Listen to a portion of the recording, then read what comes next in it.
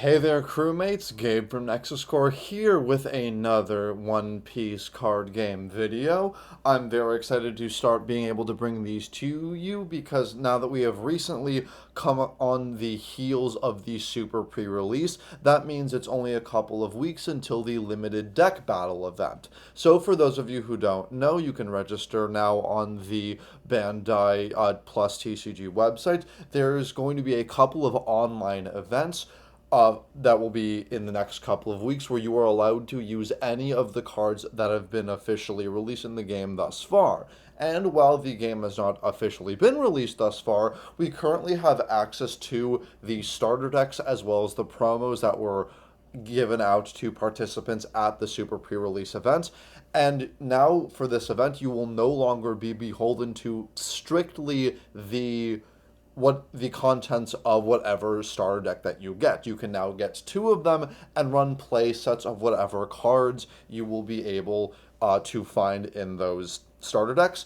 And because of that, we can actually start getting into some brews for deck building. So I want to do one video for each of the colors that are currently available and the promos therein to help give everybody the best odds that they can when entering this event, and hopefully I'll be able to see all of you there at some point online. So I wanted to start with red, as it is STO1, and the obvious leader is Luffy, as it is the only red leader we have available, whose effect is during the main phase. You can attach to your leader or your characters one of your rested Dawn once per turn. So it's a great way of reusing cards. You can play a card and then just pump it up effectively for free, which is quite nice.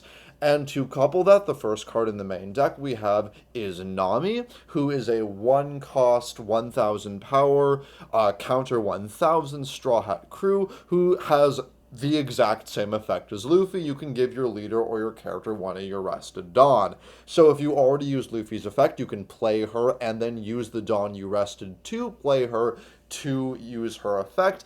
And you can have some pretty fun board states when you have multiple of her up, because you can play anything and then just use all of their effects on one single card. I was in a game where my opponent had 3 Namis on board, and being able to just play a card that costs 3 or more Dawn and then pump that card up with all of the Nami's effect makes it quite good. Next, we are running 4 copies of Tony Chopper, who is a 1 cost 1000 Straw Hat Animal, who is a blocker. It's a 1 cost blocker, so you are definitely going to want it, especially in this format, especially with this limited card pool. It's a very cheap blocker, which really suits well with the low to the ground play style that the deck goes for. And again, you can play this and then use the cost you paid for it with Nami or Luffy's effect.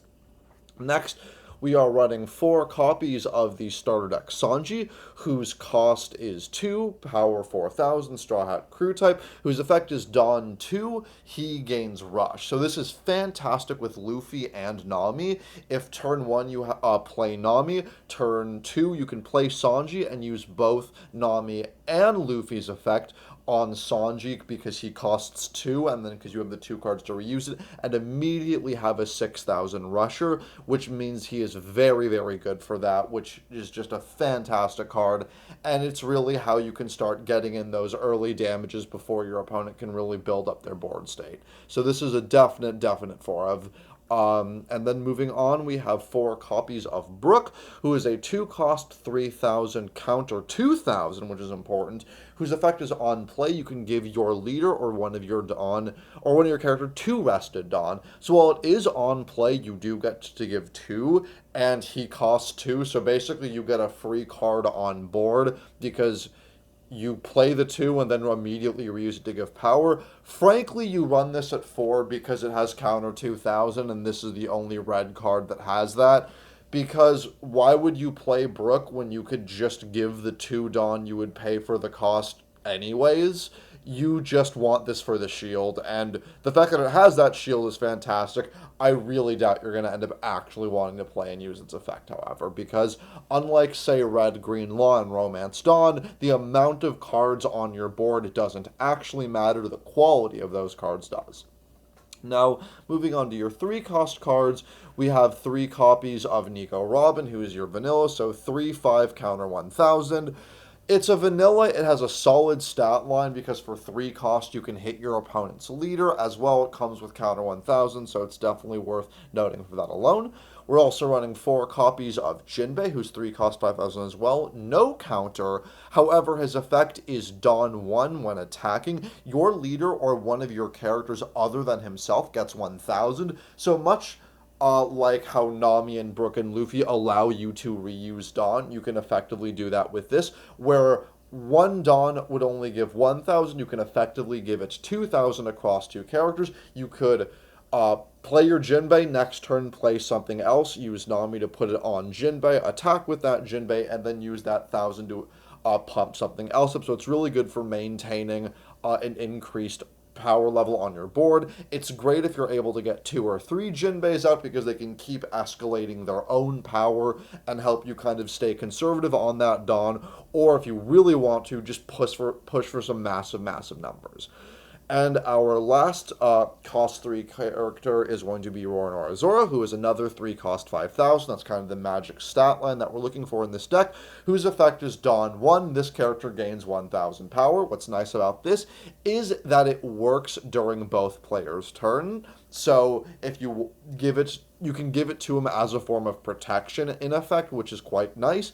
As well, it's just a solid beater. One Dawn makes him 7000. You have Jinbei, you can make it even bigger. Multiple of these that you just reuse the cost from cards like Nami makes it very good. So Zoro really is a solid card, and easy for him with that stat line and that effect. Next, on to cost 4, we are running 4 copies of Frankie, who is our cost 4 vanilla, so 4 costs 6000 power and counter 1000. It's another just relatively low to the ground card with a good stat line, forcing minimum 2000 just makes it very good. The fact that you have cards like Nami and Luffy to reuse Dawn makes it pretty easy to make him that 7000, and Jinbei makes it all the more easy. Now, moving on to our cost 5, we have the other SR, who is the Monkey D. Luffy, whose cost is 5, power 6000. His ability is Rush, which doesn't need the requirement like Sanji, it is native. As well, when he has 2 Dawn attached, when attacking, your opponents cannot block for him. So this really isn't how you are able to clean up a lot of games. So if your opponent was not really thinking carefully about it, or they don't think that you have Luffy, you can catch them by surprise. If they have, say, 0 life and you haven't played Luffy, you can play Luffy and give him all of the 5 extra Dawn once you have 10 out, 5 tap to play him, the other 5 going under him to make him an 11. And if you have Nami and Luffy, you could potentially make him even more, so you can easily make him 11k unblockable. And if your opponent does not have any life, that is going to be very hard for them to actually survive that situation. Running it at 4 because you just need to see that as often as you can. And even if you don't go for the block negation, which you should be going for, the fact that it's a 5k 6000 with Rush makes this already a very solid card. And the last character to round it out is the promo Monkey D. Luffy. If you don't know, this comes in the promo pack you got when you participated in the Super Pre-release. So if you were trying to flip that, you're gonna have to open it. It's 6 cost, 7000 power, whose effect is the same as Sanji, so it's Dawn 2, it gains Rush. So we're only running this at 2 because it's on the higher end as a 6 cost. You don't really want to be the turn you use this, you either hope you have a lot of Namis or you're not going to be using a lot of the Dawn for other things because you're only going to be playing him. And you want the Namis to actually give him that Rush because you really don't want to play him if you can't give him Rush. But the fact that he's a 6 cost means he's not a high investment, so he's worth putting in. He has 7000 base, which is really good. You do have Nami and the Luffy leader to easily give him Rush even without having to use your untapped Dawn to let you recycle them. So it's pretty easy to give him that Rush, and a 9000 with Rush can give your opponent quite a scare. If your opponent doesn't have any blockers, and if they do, you're easily going to be getting rid of it. And with cards like Chopper and Brook with 2000 shield and other decent amount of counters in this deck, keeping him alive the turn after you play him isn't the worst thing, and he can go for another solid punch to the face. So I do think it's worth playing him at 2. I just wouldn't go for more because I think it can get very, very clunky, especially because he doesn't have any counter. But definitely worth including, especially over, say, the vanillas like Karu and Vivi. I don't think there's a reason to run either of those. Now, moving on to the events, we are running 4 copies of Guard Point, who is a 1 cost. Your leader or your character gets 3,000 power, or Trigger, your leader or one of your characters gets 1,000 throughout the turn. So you're really only using this for the non-trigger effect because it's an additional 3,000 shield. So it's more big guard, and it only costs 1 to do that, which is quite nice. The trigger, I think you are rarely going to use that. As you can see from the deck, there aren't that many other counters outside of it, and your opponent's probably not going to be attacking enough to justify that, so you're probably just going to want to keep it in hand for that turn or a later one, and just go for that 3,000 protection. So, but yeah, it's a 1 cost 3,000 counter, so it's easily a 4 of. The trigger's just there if you need it, but it's a solid card that you definitely want it for. Next, we are running 4 copies of Diable Jambe, who's for 1 cost. You can give your leader or one of your characters that are a Straw Hat crew type.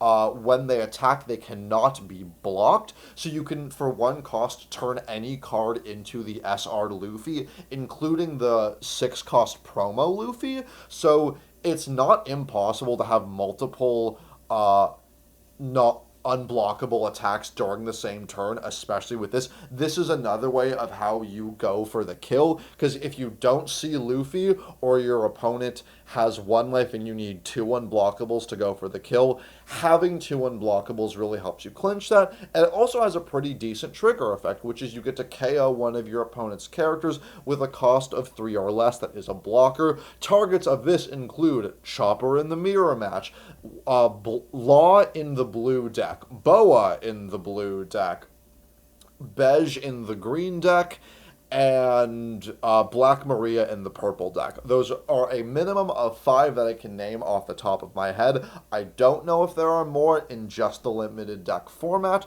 but again, it's things that you can hit, and you know how else you can ignore blockers? Just killing them outright. So this is a great trigger if you do trigger it, and if you don't, you can just ignore a blocker your opponent plays, and having a board of Luffy, this SR that's already unblockable with, say, Zoro or Jinbei, and making them unblockable as well means you can definitely sink in for some damage, which makes it quite nice.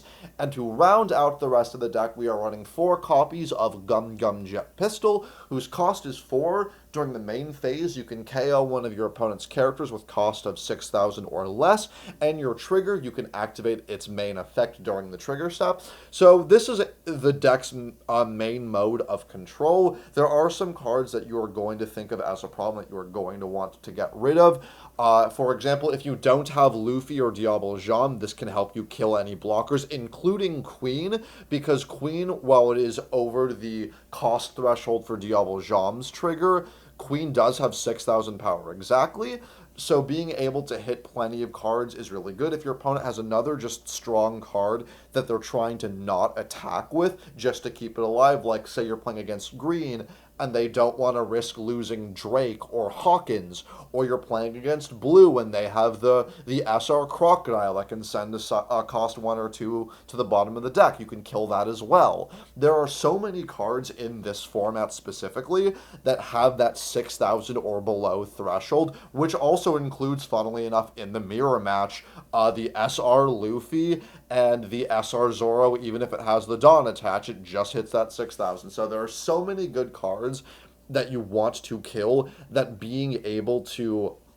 add that element of control is pretty necessary for an aggro deck like this. As well, costing 4 isn't an insane amount. It's definitely a thing you're going to have to take notice of. Like, if you're using it and, say, the SR Luffy, that's kind of it for your turn. But costing 4 means you can easily work with it with things like Nami and Luffy. If you have that Nami, if you have 1 or 2 Namis on board, Nami, and Luffy, you can turn 3 of this 4 cost into power anyways. So in a deck like this where you are able to reuse the rested Dons for pumping up with the effects of Nami and Luffy, this card like this is definitely something you're not going to want to run at any less than 4. So that about wraps it up. Please let me know what you think about the list in the comments below. Let me know what changes you would like to make. Full disclosure, red is the deck that I am the least familiar with in the deck limited battle, but I think from what I've seen and can gather, this is probably what the list will tend to look like. So yeah, please let me know what you think. And also, I would like to thank everybody at Nakama Decks for having this very, very beautifully organized deck layout template for us, and for being able to have all of these cards listed and being able to make the deck list that I can show you all. I am not sponsored by them. I do think they have a great website that's worth checking out, and they are pretty much up to date for the most part, I believe, with all of your card reveals. So thank you all for watching, and I will see you all in the next video.